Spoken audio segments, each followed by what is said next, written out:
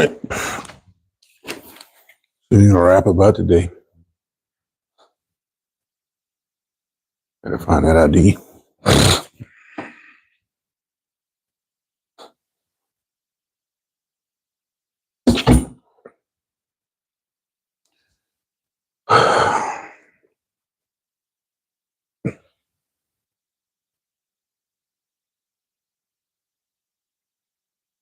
We'll find what I'm looking for.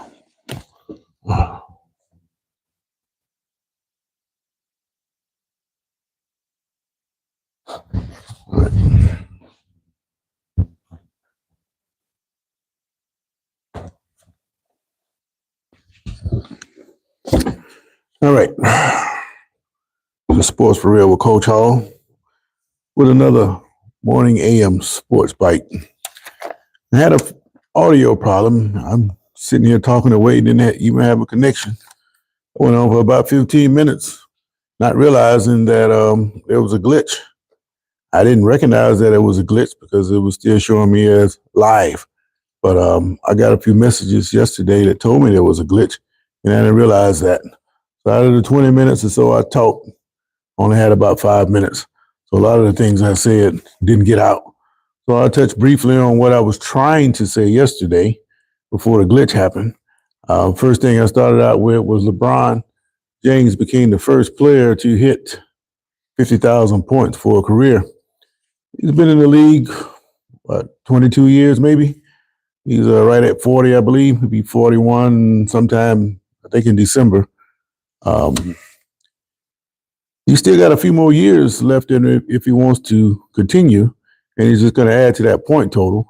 And I just don't see anybody being able to break that. And I don't know if that's his goal to try to be the highest point scorer ever, but in 20 years, you should have a high point total. And right now, I don't see, well, if you have players that stick around long enough, say like a Steph Curry, if he was to stick around for as long as LeBron plays, he will approach the same amount of points that James did also. So that wouldn't surprise me if that happened, but I don't see Curry staying that long. Ricky Ricks, what's going on, man? Good morning. Marzon, LQ, which country you in? I'm in the U.S. And like I said, I had a bad connection yesterday, and I didn't get my message across. I'm over here talking away with no signal. But I was talking to myself the whole time because I got cut off, but the system didn't tell me I was cut off.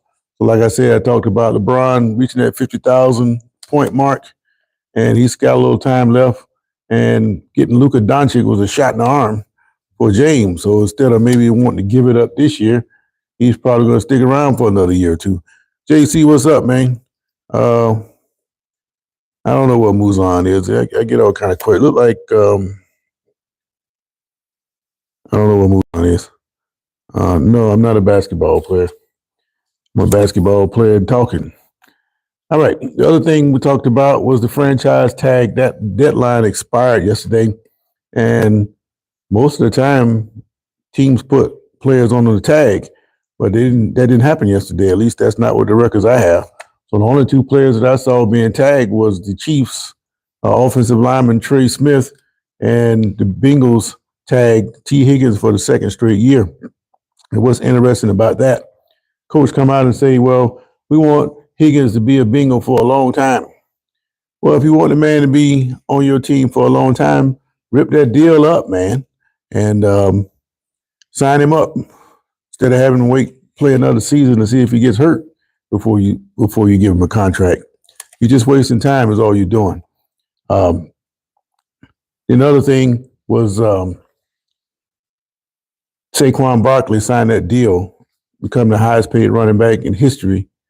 He signed a 2-year extension for $41 million. And my comment to that was, well, if you're going to pay Barkley $41 million, I know he was the catalyst that got them to the Super Bowl, but right down the street in Baltimore, you got a running back who put up the same kind of numbers. He only made like $9 million last year. If you're going to pay Barkley for a $20 million a year, then if I'm Henry at my age, I'm on their door right now. As soon as I find out, look here, man, if Barkley getting this kind of money, we got the same numbers. You got to pay me now. So Baltimore, if they were slick, they would rip up Henry's contract and give him a new deal very close to what Barkley has. That would only be fair. But I don't think they're going to do that. I think Henry signed for a 2-year deal in Baltimore, 3 at the most. But if it is 3, they definitely got to rip that contract up, man. Pay that man. So, which brings me back to today. Well, Barkley is younger, but still, they put up the same kind of numbers. And like I say, my biggest fear about Henry was he's got so many carries on his back that he can time out anytime. Kind of like what Sean Alexander did. He's got some kind of super diet he's on that allow him to continue to do what he does. But it looks like he's about 26, 27 years old out there running the football. And he's probably got another 2 or 3 years too. But he can't do it forever, and the Ravens know he can't do it forever. That's probably why they're not going to rip that contract up and pay that man. But if it was me, I'd be down there as soon as I found out that that they paid Barkley. I want my pay too. Well, so why would you pay Henry top dollar? Because, man, the man is carrying you farther than, well, I won't say farther. He did win a couple of Super Bowls before, but that was under a different type system. But right now, that system does not go without a running back like Henry carrying that ball. He make a big difference to that offense. And I'm not a Ravens guy, and you know that. But you know that Henry is a really big deal in that offense. Without back to carry the football, then the Ravens got major problems. It opens up the quarterback and it allows the quarterback time to stand in there and throw the football. Okay, let me try this. Amarios Amadou, good morning. Okay, which brings me back to my main point. Are the Mavs going to be able to survive? Jesus Christ. This chick here needs to get off the mic. But what I'm saying is that, Jesus Christ. What I was saying is that the Mavericks, they're in this free fall, and it all started with the trade of Luka Doncic. Doncic is much younger than Anthony Davis, and he doesn't have the injury problems that Davis has. Just like Ricks is telling me about Henry being younger than Barkley. Well, it's less of a factor in basketball, but if you got a history of being injured, then it definitely does not make sense to trade for that broken down player. I liken Anthony Davis to one of those fine European sports cars that might cost you $200,000.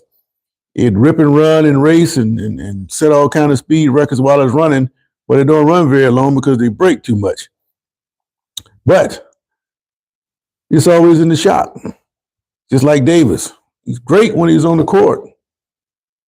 Dual threat, all of that. But if he can't play, what good is he? And he already had that track record before he got to Dallas. And as soon as he get to Dallas, the man don't even make it through the first game after having a stellar performance up to that point. He gets hurt. Hasn't been on the court since. Now you got Kyrie Irving, tears his ACL. The man goes out for the rest of the year. And he did something that a lot of players wouldn't do. After being hurt, the man stood up and he went to the free throw line in tears and hit those shots, man. A lot of guys were just left on off the floor. Without Kyrie Irving, it almost defeats the purpose of going hard for the rest of the season.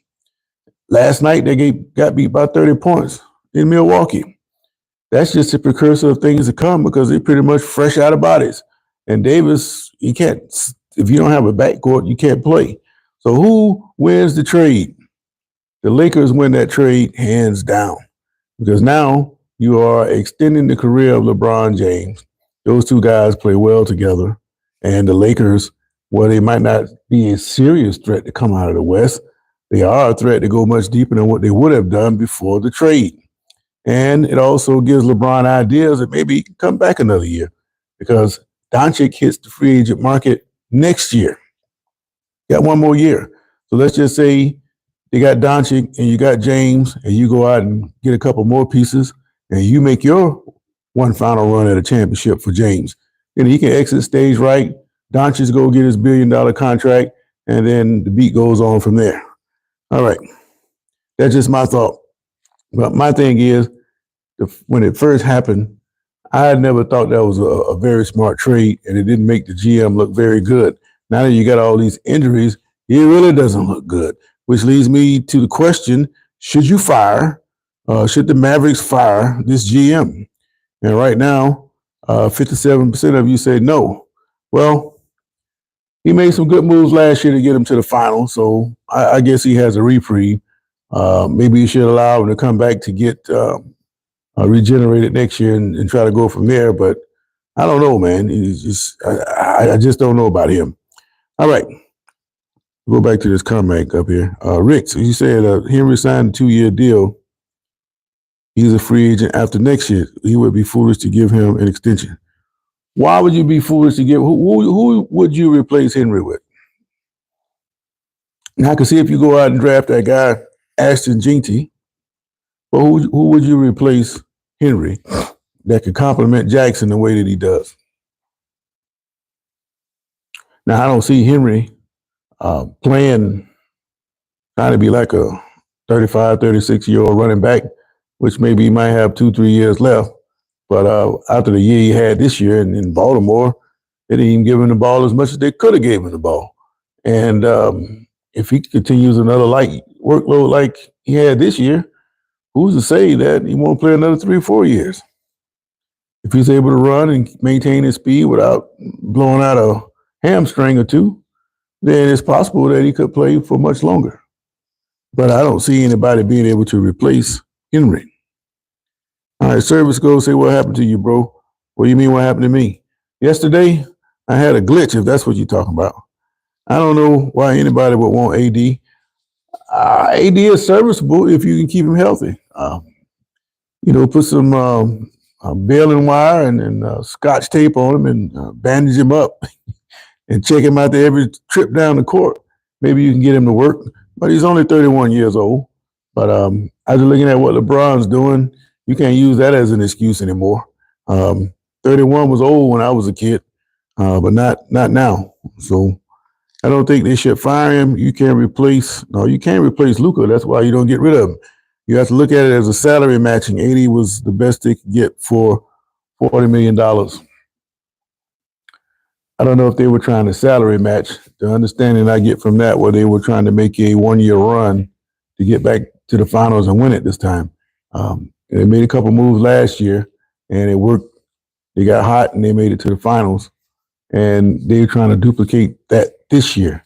So if you get an AD to match up with the backcourt that you have Clay and Kyrie, then you can do that. But, it's ironic, though. I was thinking all that running and jumping and scoring 30, 35 points a night, how long can one guy do that before they get hurt? You never really hear about Kyrie getting hurt.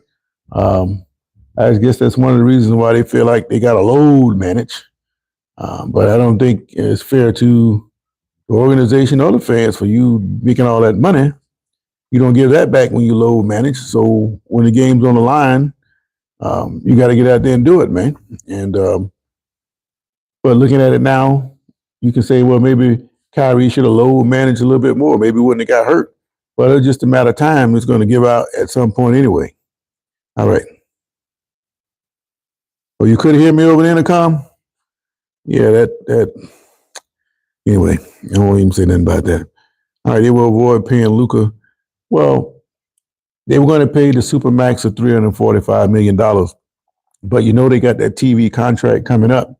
And they're already talking about it's going to be some billionaire contracts coming up. So you might be a player making $125 million over, say, like 8 years plus incentives. That's going to push him over $1 billion. And that's going to be possible with that TV contract.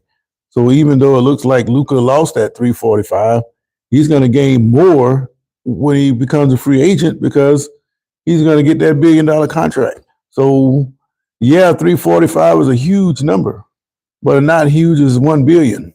So he hadn't lost anything. All he got to do is get to that point. All right. So I don't think that would have hurt him at all. The trade was 1,000% financial, not about the championship.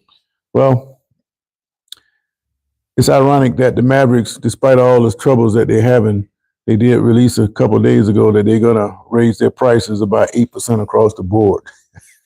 So what does that tell you, man? So they're going to make their money just off that alone. But right now, the other part of what I was going to say, the fan base, they're not too happy with the Mavericks when they did that trade. They're preventing people from bringing the signs in and protesting the GM because it's such an unpopular move in Dallas. And it was the wrong time to me to announce a price hike when you got so many fans that's grown with you in the first place. We know we hate you, but, we know you hate us, but, it was a couple of $100 extra and we'll call it a day. Yeah, right. See how that plays out. Okay. Even more if you hit free to see they lose Luka for nothing. Well, it looks like right now they lost Luka for nothing. So that's why I say, should you fire the GM? Because he took a shot last year and it worked out for him. This year, not so much. Louis Toussaint says, hi, what's up?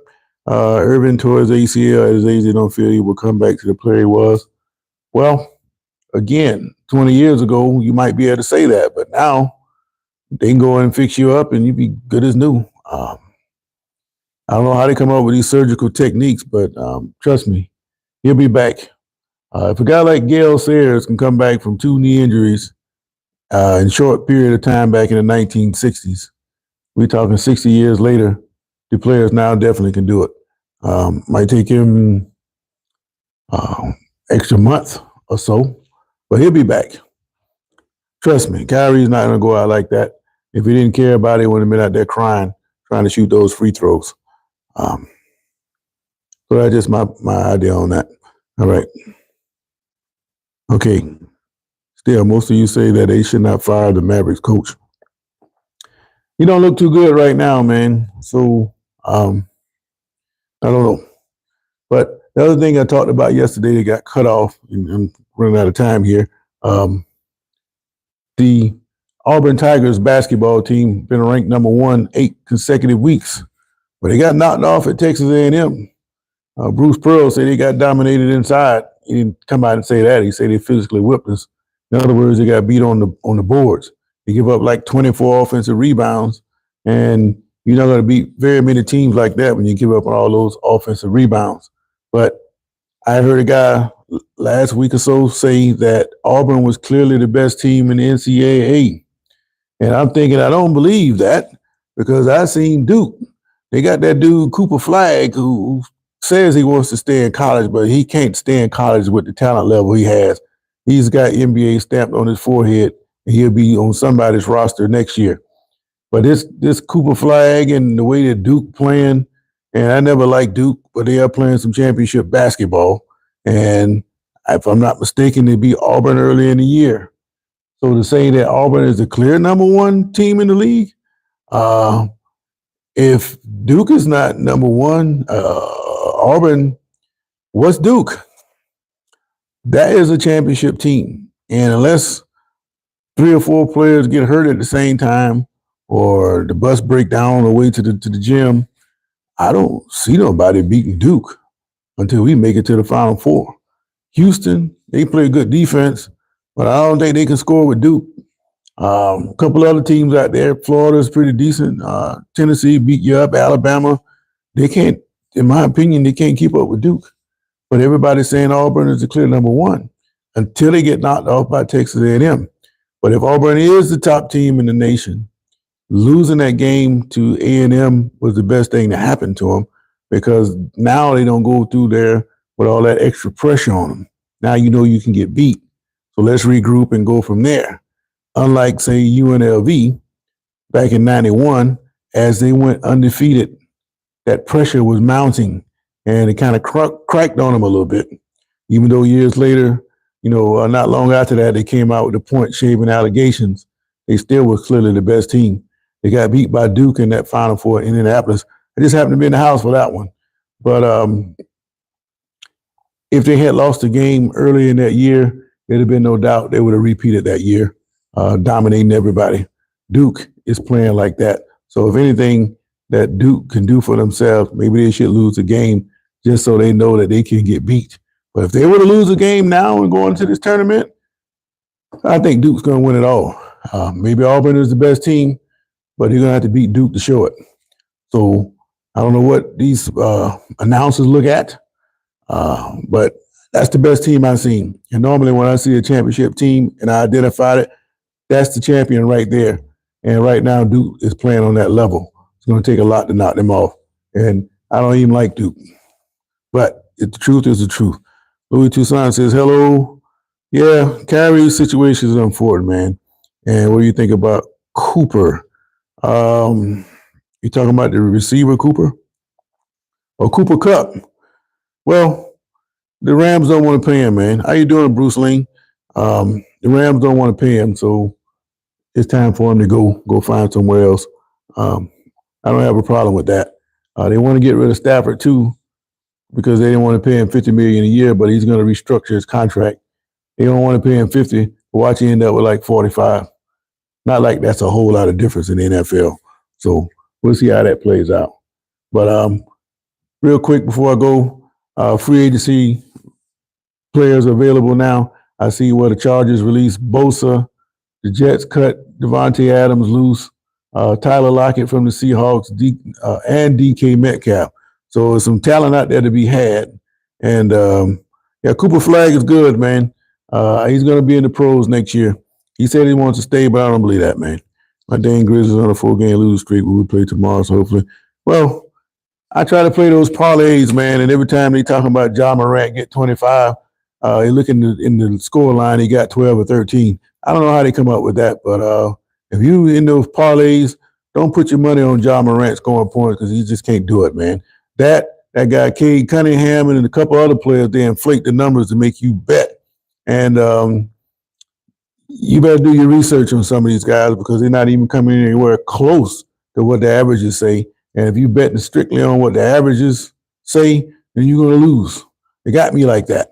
So I'm not even big on it, but I dabble in it a little bit, and I just notice certain things about what's going on. Some of these guys with these high averages, they might score 30, 35, 1 or 2 games, and the rest of the game, they're around 20 or less. De'Aaron Fox is a good example. He scored 60 in one game, but then you think he's going to score 25 like the average say, then he don't score 17, 18. So keep your eye on that when you guys put your money on these things, man. Last night, but he hasn't been the same since his injury. And why do you think Flag ceiling is? Well, with that look in his eye when I seen him try to dunk on that Virginia dude, he's got a very high ceiling. I think he's a service starter at best, but more likely a role player. Probably most Duke players are, but I hadn't seen too many explosive players like this guy Flag come out of Duke. And Jaren Jackson Jr. hurt now, so sadly he's week to week. Well, you still got a couple of weeks before the playoffs start, and that's where the real action takes place. So don't get too wrapped up into that. Some teams are surging. They say Golden State is more dangerous now with Jimmy Butler. Yeah, they winning games, but Butler is not really contributing in the stat lines. He might be contributing in the locker room, but they depending on Steph Curry to make 40-plus points, and that's not going to sustain itself through a playoff run. He's good, but he ain't great to beat double and triple teams all the time. You got to dish the ball like he's been doing. But Jimmy Butler, he's got to put more points on the board, man, to let me see that this trade was actually worth it. But there are 91 seasons he's been there, so he's got some kind of effect on him, or maybe it just happenstance. But stat-wise, I don't see it. So that's just me. Well, anyway, I love JJ's game. Yeah, he's pretty tight, man. But listen, I got the split, man. Sam 05. Got to go hit the clock. I appreciate you guys chiming in with me. Some of you guys hadn't seen in a while. Bruce Ling, Ricky Ricks, Toussaint. Appreciate you guys chiming in with me, man. But yeah, keep an eye on Duke, man. They're going to be a tough out, man. College tournaments this week also. Selection Sunday, that should be interesting. But they've been pretty much doing selections the last couple of weeks now, so you got an idea about who's going to go where. But I got something else to say about that tournament. You know, as great as the tournament is, it could be better. And next time, I'll tell you how. All right. So in the meantime, you guys have a great day, man. Enjoy talking to you. Get you on the next side. So I'm out, man.